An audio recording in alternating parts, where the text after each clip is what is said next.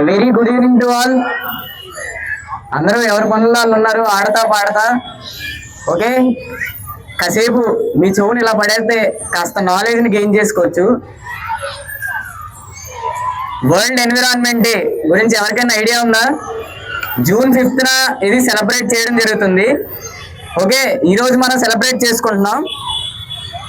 యాక్చువల్గా ఎన్విరాన్మెంట్ అంటే మనకు గుర్తొచ్చేది ఏంటి? నేచర్, చుట్టూ ఉన్న ప్రకృతి.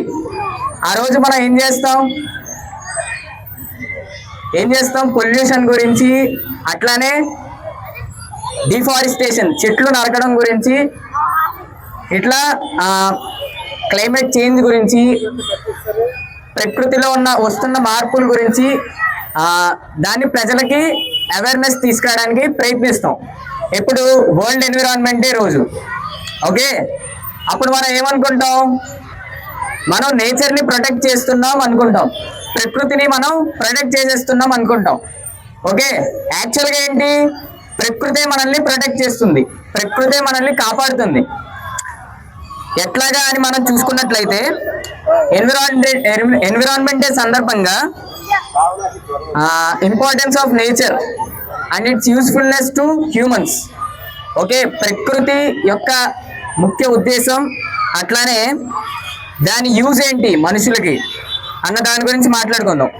నేచర్ అంటే కేవలం చెట్లు, నదులు, కొండలు, పుట్టలు ఇట్లా మాట్లాడుకుంటాం. కానీ యాక్చువల్గా నేచర్ అంటే ఏంటి? నేచర్ అంటే మన జీవితానికి ఆధారం. మనం పుట్టినప్పటి నుంచి చనిపోయే దాకా, చివరి శ్వాస విడిచే దాకా మనం ప్రకృతి మీద ఆధారపడి ఉన్నాం. ఓకే, ఒక నిమిషం ఆలోచించండి. ఆక్సిజన్ లేకపోతే మనం కొన్ని క్షణాలు మాత్రమే బ్రతకగలం. అట్లానే ఫుడ్ లేకపోతే కొన్ని వారాలు మాత్రమే మనం బ్రతకగలం. అదే వాటర్ లేకపోతే కొన్ని డేస్ వరకు మాత్రమే మనం బ్రతకగలం. ఓకే, ఈ 3 విషయాల పైన మనం నేచర్ మీద డిపెండ్ అయి ఉన్నాం.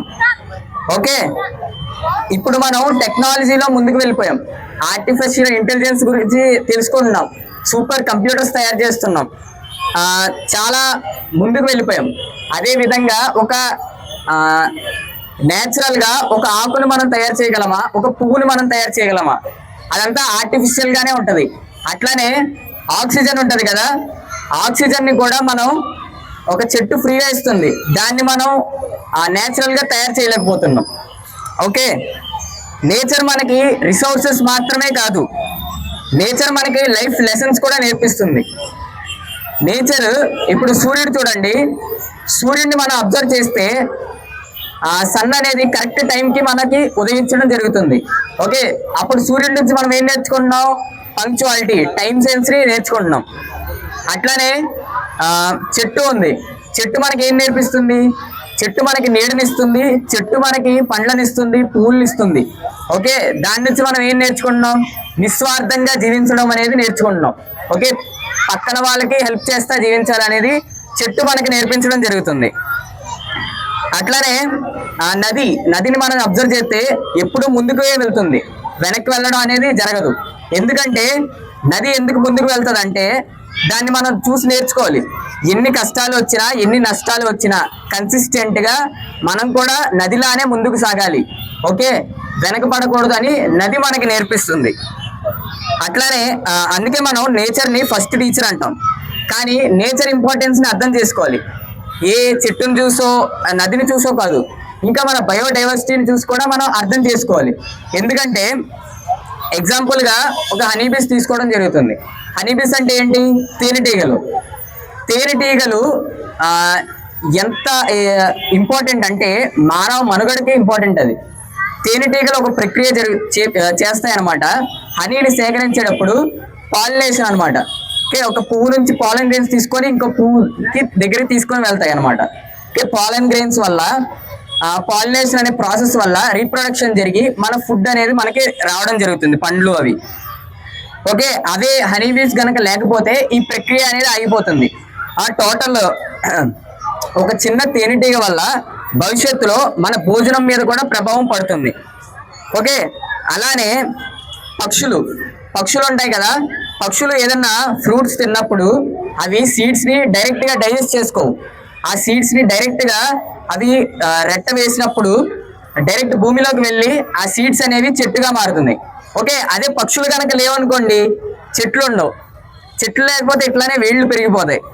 అట్లానే మన ఫుడ్కి కూడా కొరత అనేది వస్తుంది. అలానే ఫ్రాగ్స్, కప్పలు ఉంటాయి కదా, కప్పలు అనేవి మనం ఎంత చీదరంగా చూసుకుంటాం.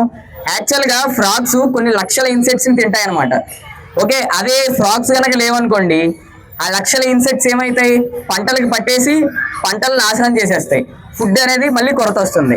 ఓకే, చూసారా, చిన్న చిన్న జంతువులని మనం తీసి పడేస్తాం కానీ ప్రకృతిలో అవి కూడా ఒక ప్రత్యేకమైన పార్ట్ ని కలిగి ఉన్నాయి. ఇదంతా ఒక సైకిల్ అనమాట. ఒక సైకిల్లో ఒక చక్రంలో స్పోక్స్ ఉంటాయి కదా, అవి ఒక స్పోక్ విరిగిపోయినమ్మంటే సైకిల్ పడిపోదు. ఇంపాక్ట్ అనేది అప్పటికప్పుడు కనపడదు. ఆ స్పోక్స్ అనేవి కొద్ది కొద్దిగా డ్యామేజ్ అయినప్పుడు అప్పుడు సైకిల్ ఇన్బ్యాలెన్స్ అయిపోతుంది. ఇన్బ్యాలెన్స్ అయిపోయి సైకిల్ పడిపోవడం జరుగుతుంది. అట్లానే మన నేచర్ కూడా అనమాట. ఇప్పుడు కొద్దిగా జీవులు కానీ ప్రకృతి కానీ అంతరించిపోయే కొద్దీ ఇప్పుడు ఇంపాక్ట్ పడదు. కొన్ని కాలం గడిచే కొద్దీ ఆ ప్రకృతి అనేది కూడా డ్యామేజ్ అయిపోయి అంతరించిపోవడం జరుగుతుంది. కాబట్టి ఇప్పుడు నేచర్ మన జీవితం కూడా ప్రమాదంలో పడుతుంది. అప్పుడు నేచర్ మనకి ఆరోగ్యాన్ని కూడా అందిస్తుంది. ఎట్లాగంటే మంచి గాలి, పరిశుభ్రమైన నీరు, అట్లానే సూర్యకాంతి, ఇవన్నీ ప్రకృతి మనకిచ్చిన సహజమైన ఔషధాలు అనమాట. ఓకే, మన ఎకనామీ కూడా నేచర్ మీదే ఆధారపడి ఉంది. నేచర్ సహకరించకపోతే మన ఆహార భద్రత కూడా ప్రశ్నార్థకం అయిపోతుంది. ఒక మాట నేను చెప్తాను. మన భూమిని మన